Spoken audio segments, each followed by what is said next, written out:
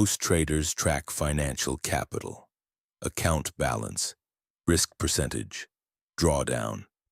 But very few track something just as important: emotional capital. And without it, even the best strategy falls apart. In this video, we're going to explore what emotional capital is, how you lose it without realizing it, and how protecting it may be more important than protecting your account. Because when emotional capital is depleted, execution collapses. What is emotional capital? Emotional capital is your capacity to stay neutral after a loss, execute without hesitation, follow rules without internal resistance, remain clear under uncertainty. It's psychological liquidity. When you have it, you think clearly, you tolerate risk properly, you trust probability. When you don't, you overtrade, you revenge trade, you hesitate, you sabotage. Most traders don't blow accounts because of bad systems. They blow accounts because they are emotionally bankrupt. How you lose emotional capital? You lose emotional capital through 1.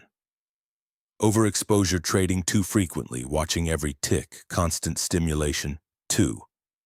Over-identification, tying self-worth to outcomes. 3.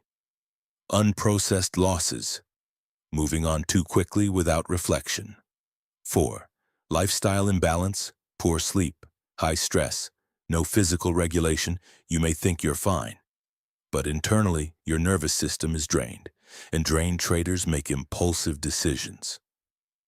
Winning can drain you too. This surprises people. Winning streaks can drain emotional capital. Why? Because excitement is stimulation. Big wins create dopamine spikes, and when the nervous system spikes high, it often crashes afterward. That crash can lead to overconfidence, increased size, careless entries. Emotional capital isn't just lost through pain, it's lost through excess stimulation. The cost of low emotional capital. When emotional capital is low, you feel urgency, you look for action, you force trades, you doubt your system. Execution becomes inconsistent, not because you lack knowledge, but because your internal reserves are depleted. Professional traders understand this. They protect their state like they protect their bankroll. How to build emotional capital. Emotional capital builds through 1. Structured trading sessions, defined start and stop times. 2. Risk consistency, never increasing size emotionally. 3. Intentional breaks, stepping away after high-intensity days. 4. Physical regulation, sleep, movement, breath work. 5. Post-trade journaling, processing experiences instead of suppressing them. Emotional capital is replenished through stability. The 3-trade rule. Here's a practical framework. After 3 emotionally charged trades, win or loss, pause. Assess. Am I clear? Am I reactive? Am I trading to feel something? This prevents emotional overdraft. Long-term compounding. Financial capital compounds, but only if emotional capital remains intact. Many traders focus on scaling size. Very few focus on scaling stability.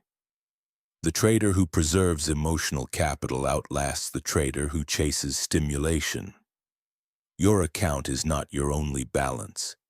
There is another ledger running silently in the background. Protect it.